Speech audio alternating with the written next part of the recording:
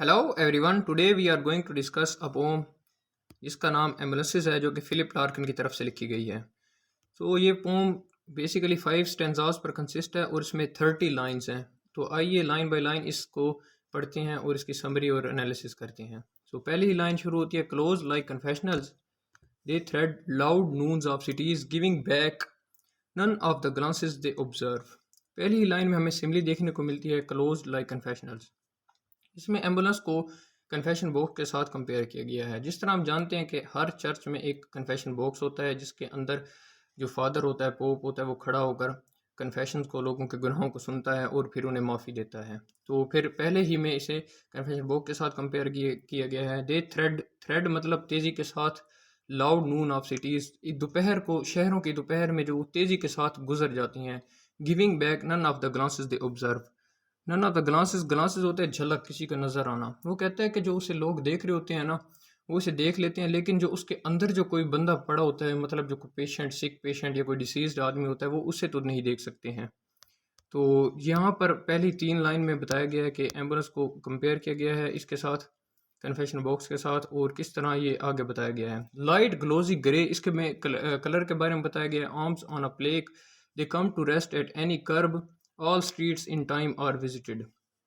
तो इसके कलर के बारे में बताया गया कि एम्बुलेंस का किस तरह का कलर होता है, और हम ये भी कह सकते हैं कि उसके अंदर जो एक पेशेंट पड़ा हुआ है उसका भी कलर हम कह सकते हैं कि ग्लोजी ग्रे कलर का है, मतलब सुरमई, हल्का सुरमई रंग इसके बारे में बताया गया। Arms on a plaque, plaque मतलब स्ट्रेचर, जो एक आदमी स्ट्रेचर पर पड़ा हुआ है, तो उसके बारे में बताया गया कि उसका कलर सुरमई कलर का, ग्रे कलर का हो गया है। They come to rest at any car, फिर वो बताता है कि ये जो एम्बुलेंसेज हैं ये हर जगह पर पहुंच जाती हैं, कोई ऐसी जगह पर नहीं है जहां ये नहीं पहुंच सकती। All streets in times are visited, ये हर स्ट्रीट में, हर जगह पर पहुंच जाती हैं। तो इसमें हमें पहले स्टेंजा में हमने देखा कि वो किस तरह कन्फेशन बॉक्स के साथ उसे कंपेयर किया गया है। फिर एक एक सिटी लाइफ के बारे में उसने बताया कि सिटी लाइफ में वो होती है, हर जगह पर पहुंच जाती है। तो पहला स्टेंजा यहाँ पर एंड होता है और पहले स्टेंजा में हमें ये सब सारी चीज़ें बताई गई हैं। नेक्स्ट स्टेंजा स्टार्ट होता है जो कि सेकंड स्टेंजा है, जिसमें बताया गया था, देन चिल्ड्रन स्ट्यून्स ऑन स्टेप्स और रोड। स्ट्यून्स मतलब बिखरे हुए होना, जो बच्चे होते हैं वो बिखरे हुए होते हैं, मतलब जो सड़कों पर वो खेल रहे होते हैं, कूद रहे होते हैं। और women coming from the shops, और वोमेन जो है वो शॉप्स, शॉपिंग करके आ रही होती हैं शॉप से। Pause smell of different dinners, different dinners की इसमें हमें ओलिफैक्ट्री का सेंस मिलता है, यानी हम चीज़ों को विजुअलाइज भी कर रहे हैं, देख रहे हैं कि बच्चे खेल रहे हैं, वोमेन शॉपिंग से आ रही हैं। तो ये सारी चीज़ें, और इसके अलावा हमें जो एक स्मेल होता है और विजुअलाइज करते हैं, हम टेस्ट भी कर रहे हैं। डिनर्स, डिनर्स का मतलब हमें दिखाता है कि शाम का वक्त है। इसमें बेसिकली ये बताया जा रहा है कि हर बंदा जो अपनी लाइफ में बिजी है, बच्चे खेल रहे हैं, वुमेन शॉपिंग कर रही हैं, डिनर्स बन रहे हैं, तो कोई किसी भी, कोई जो एम्बुलेंस है उसके बारे में नहीं सोच रहा। एम्बुलेंस बेसिकली डेथ के साथ कंपेयर किया गया इस पूरी पोम में, यानी हर बंदा अपनी लाइफ में बिजी है, कोई भी किसी की तरफ नहीं देख रहा, वो सोच ही नहीं रहे कि हमने मरना है। जिस तरह एमिली डिकिंसन जो एक इंग्लिश पोइटिस है, वो डेथ के बारे में बहुत ज़्यादा लिखती हैं, तो वो इसी तरह कहती हैं कि हमें, हमारे पास इतना टाइम ही नहीं कि हम डेथ के बारे में सोच सकें, हम सब अपनी लाइफ में बहुत ज़्यादा बिजी हैं। फिर वो नेक्स्ट बताता है, a wild white face that overtops red stretcher blankets momentarily. फिर वो बताता है कि ये जो वोमेन होती हैं वो एक वाइल्ड वाइट फेस को देखती हैं, यानी जब एक बंदा मर जाता है ना, तो उसके चेहरे पर वहशत सी किस्म हो जाता है उसका ना, वाइट कलर का हो जाता है। तो वो उसे ओवर टॉप मतलब उसे ढका हुआ होता है। ठीक है, किस चीज़ से ढका होता है हमें नेक्स्ट लाइन में पता चलेगा। रेड स्ट्रेचर ब्लैंकेट्स मोमेंटली, वो एक स्ट्रेचर पर पड़ा होता है और उसके ऊपर जो ब्लैंकेट होता है वो उसके ऊपर ढांप रखा होता है। जिस तरह कोई भी बंदा मर जाता है तो उसके ऊपर ये इस किस्म का ब्लैंकेट हम डाल देते हैं। As it is carried in and stewed, तो फिर हम उसे इकट्ठा कर देते हैं, मतलब जब एक बंदा मर जाता है तो हम उसे, मतलब है, उसके ऊपर स्ट्रेचर ब्लैंकेट डालकर उसे एक जगह पर इकट्ठा कर देते हैं। तो दूसरे स्टेंजा में हमें इसके बारे में बताया गया है। फिर थर्ड स्टेंजा स्टार्ट होता है और इसमें बताता है, and sense the solving emptiness. Sense मतलब हम फील करते हैं चीज़ों को ना, वो बताता है कि हमें एहसास होता है, द सॉल्विंग एम्प्टीनेस मतलब खालीपन का, खोखलेपन का। जब कोई आदमी मर जाता है तो हमें खोखलेपन का या खालीपन का एहसास होता है कि ये दुनिया फ़ानी है, इस तरह करके ना। That lie just under all we do, और जो कुछ भी हम करते हैं, and for a second get it whole, वो एक लम्हा ऐसा आता है कि हम जो चीज़ें भी इकट्ठा करते हैं वो हर चीज़ ज़ाया होना शुरू हो जाती है। तो इसमें हमें बताया गया कि वर्ल्डली परसूट्स के बारे में, यानी इंसान जो है वो चीज़ों के पीछे भागता रहता है सारी ज़िंदगी, मौत के बारे में नहीं सोचता, और इसीलिए जब मौत आती है तो उसे एम्प्टीपन का एहसास होता है जो दूसरे लोग उसे देख रहे होते हैं। And for so permanent and blank and true, वो कहता है कि जो डेथ है ना वो परमानेंट है, वो आके रहनी, ये एक लाफानी सच्चाई है जिसे कोई भी बंदा मुंह नहीं मोड़ सकता। The fasten door recede poor souls, तो फासन डोर का मतलब होता है कि वो दरवाजे को तेजी के साथ बंद करते हैं और पीछे हटते हैं। पुअर सोल्स, और फिर उनके मुंह से पुअर सोल्स निकलता है। They whisper at their own distress, ये बहुत खूबसूरत लाइन है थर्ड स्टैंजा की। इसमें बताया गया है कि जब वोमेन होती हैं वो एक मरे हुए आदमी को देखती हैं एम्बुलेंस में, ठीक है, तो वो पीछे हटते हुए दरवाज़ा बंद करती हैं और उनके मुंह से ना पुअर सोल्स निकलता है। तो वो जो लास्ट लाइन है वो उसमें कहता है कि वो इस तरह नहीं कहते कि वो बंदा मर गया है तो उसके गम में वो इस तरह कहें कि पुअर सोल्स, लेकिन नहीं, वो तो सिर्फ अपने ही परेशानी में उनके मुंह से इस तरह निकल जाता है कि पुअर सोल्स, यानी बेचारी रूह। तो इस तरह थर्ड स्टैंजा एंड होता है।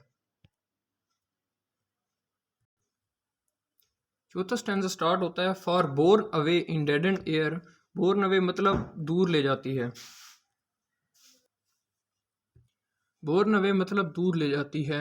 इन डेड एंड एयर यानी जब एक बंदा मर जाता है तो एक हवा सोगवार सी किस्म की हो जाती है, तो उसमें वो बताता है कि जब एक बंदा मर गया है तो हवा बड़ी सोगवार हो जाती है लेकिन ये दूर ले जाती है। May go to the sudden shut off loss, यानी एक आदमी का एहसास होता है कि वो मर चुका है तो फिर एक हर तरफ ना सन्नाटा सा जिसे हम कह सकते हैं कि हो जाता है।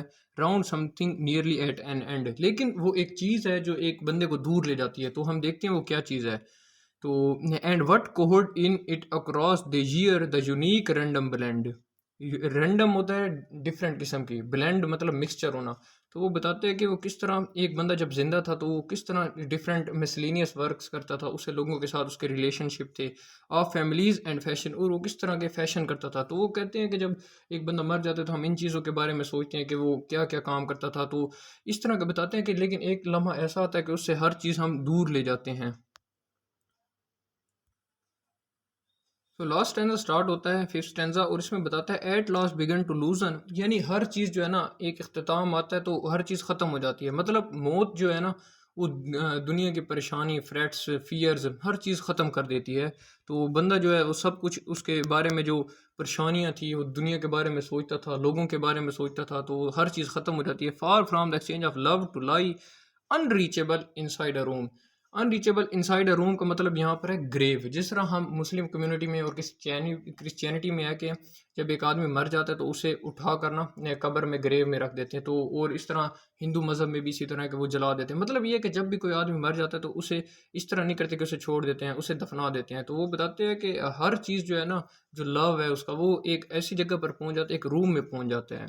The traffic parts to let go by, तो इसमें बताता है कि जो ट्रैफिक होती है, जब एक एम्बुलेंस गुजर रही होती है तो हर बंदा उसे रास्ता देता है। तो उसका जो हिडन मीनिंग है ना वो ये है कि जब एक आदमी मर जाता है तो हर बंदा उसे, जिस तरह हम कहते हैं कि ये बड़ा अच्छा इंसान था, इस तरह करके हम कहते हैं कि हर बंदा उसे रास्ता भी देता है। मुस्लिम में भी है कि जब कोई जनाजा जा रहा होता है तो वह हर बंदा उसे रास्ता देता है। Bring closer what is left to come, और उसे हर बंदा ये कोशिश करता है कि उसे वहाँ तक पहुँचा दे जहाँ तक ये जाना चाहता है, मतलब उसे ग्रेव तक पहुँचाते। असल मीनिंग तो इसमें एम्बुलेंस का, यानी एम्बुलेंस को हर बंदा रास्ता देता है और उसे ये कहता है कि जिसके अंदर सिक पेशेंट है उसे हॉस्पिटल तक पहुंचाया जा सके। लेकिन असल जो उसका मीनिंग है वो यही है कि जब एक आदमी मर जाता है तो हर बंदा उसे रास्ता देता है, वो अपनी मंजिल तक आराम के साथ पहुंच जाए। And dulls to distance all we are, और वो तमाम रास्ते, तमाम जो डिस्टेंस होते हैं वो ख़त्म हो जाते हैं। मतलब ये है कि एक ऐसा लम्हा आता है कि वो अपने मंजिल मकसूद तक, वहाँ तक पहुँच जाता है। तो ये पाँचवा स्टेंजा भी यहाँ पर एंड हो जाता है। तो फिर हम देखते हैं कि लास्ट स्टेंजा में इसका जो थीम है, जिसका मेन थीम, जिस तरह हम पहले डिस्कस कर चुके हैं कि इसका मेन थीम वो है डेथ के बारे में बताया गया कि किस तरह डेथ हमारे तक आती है। हम जिंदगी में बिजी होते हैं लेकिन डेथ हमारे तक पहुंच जाती है जिस एम्बुलेंस के रूप में। तो ये सब कुछ इस पोम में, हम इस वीडियो में हमने डिस्कस किया। If you have any question you can ask me in comments, I will इंशाल्लाह reply you. Thanks for your watching, please like, share and subscribe this channel. Thanks for your time.